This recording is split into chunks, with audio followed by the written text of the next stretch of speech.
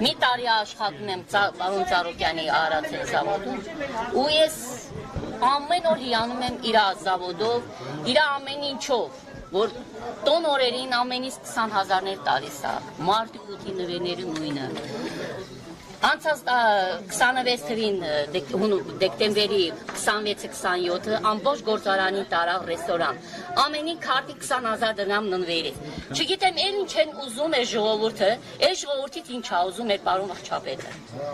Խնդրանքս էդ է, որ մեր պարոն Ծառուկյանին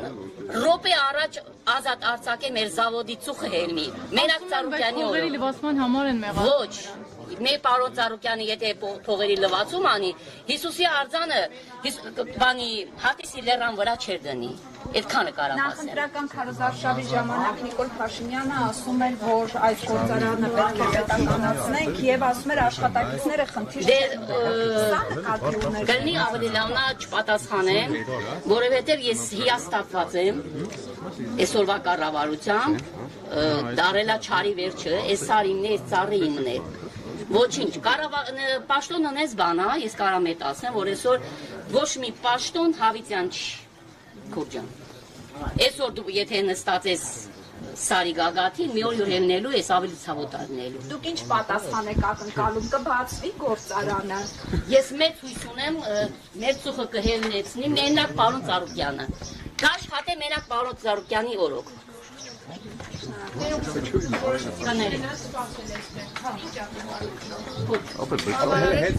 Սպասում եմ, մեր տնօրենին շատ հարգում ու սիրում ենք, իր խոսքը մեր համար օրենք է, բայց այս պահի ես որոշեցի մի փոքր է սպասել։ Ինձ հետաքրքիր է, ինչ ալինել։ Այսինքն չեք վստահում պետության կողմից բանակցության։ Միանշանակ չեմ վստահում։ Դուք միանալու եք ձեր գործընկերներին, ովքեր եթե գործարանը չբացվի, պատրաստվում են գնալ։ Միանշանակ, որտեղ իմ գործընկերները անպայման։ 15 տարի։ Այս 15 տարիների ընթացքում նման իրավիճակ կանգնել էի։ Չէ։ Կներեք, ստացվում է վրեժ են լուծում նաև աշխատակիցներից։ Եվ ուզում եք ամենաշատը երևի հասարակ ժողովուրդը հասարակ բանոն ավելի շատ ատուցվում, չի կարելի սենց, էսի ցեղասպանությունը։ Մենք իջնում ենք ներկասկանում, տուն չենք գնում, մինչև ստանալ։ Այսինքն տուն չեք գնում։ Ոչ, քան ժամանակից ասացին պատասխան կտան ձեզ։ Դե չասեցի, ռեալ պատասխան չեն տվել, մենք էլ սպասում ենք ռեալ պատասխան։ Երբ իմանանք, վաղ տասկրում։ Արդեն նախատեսել եք, օրինակ բացասական պատասխանից հետո ինչ քայլեր եք պատրաստվում ձեռնարկել։ Մեր մոտ տենց չի, որ ծրագրում ենք,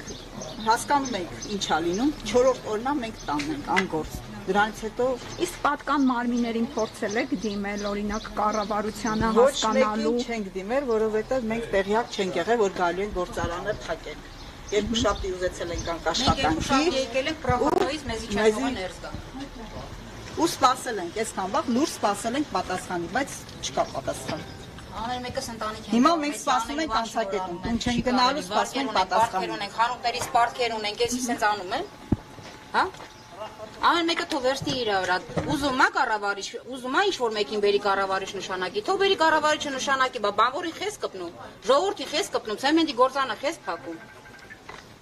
Այս ընթացքում որևէ գործողություն արել են, կապարակնքելուց հետո եկել Չէ, մենք շատ խելոք համես սպասել ենք, որ ինչ-որ մի լուծում կլինի, բայց ոնց հասկացանք, ինչքան խելոք ենք նստում, այնքան ավելի իրանք